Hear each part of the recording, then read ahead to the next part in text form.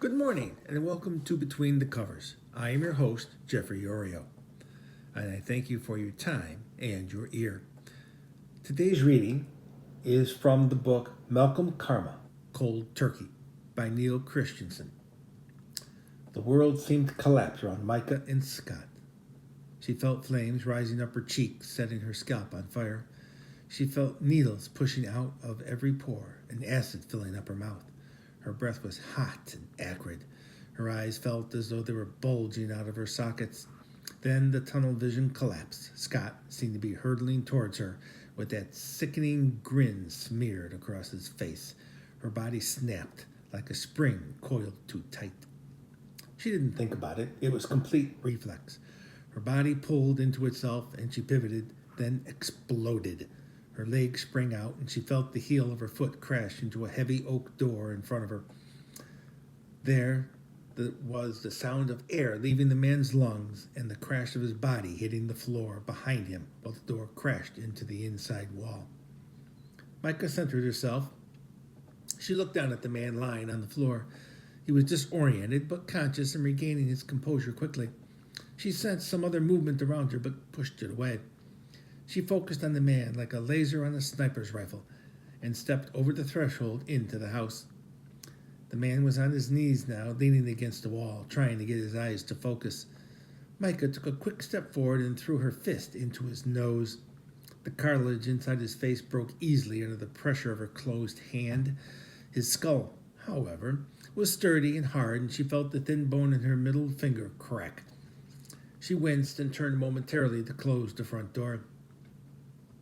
When she turned back, the man was on his feet, blood pouring down his face and covering his mouth and chin. He was wobbly on his feet, but his eyes were on fire and his lips were smeared with a ghoulish smile. He laughed, and as he did, the blood ran from his open mouth and dripped onto his shirt and shoes. "You're a spunky one," he said.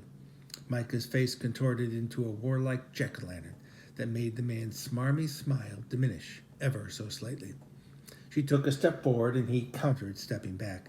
She threw a punch, but he flinched, and she missed her target. She threw another, and he caught it with his left hand.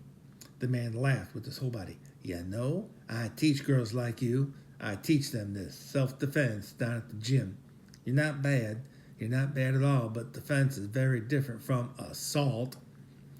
Micah growled and rushed at him, bringing her knee up to meet his groin. He stopped it easily and slipped his arm under her knee, bringing it up to his chest. Micah felt herself leave the floor and wriggled violently to break the man's grip, but it was no use. For a moment she thought, why didn't I just take the gun? "I bet you're a black belt," he said with what sounded like genuine admiration. "First degree, right?" "I'm third degree myself, been doing it since I was 6 years old. You really are good and very pretty." Micah shrieked and screamed. She shook and fought and swung her other hand at him in spastic jabs. "You're going to be really fun, too." The front door frame shattered into splinters, and the door flew off its hinges. In the square box of darkness stood a towering creature, roaring with anger. The man dropped Micah, and she fell flat on the floor, slamming her head on the tile. The beast stormed into the room, breathing fire. The man screamed, took one step, and fell to the floor in a heap. Micah screamed, staring up at the gargantuan monster. Then, mercifully, the world went black. Thank you, and salute.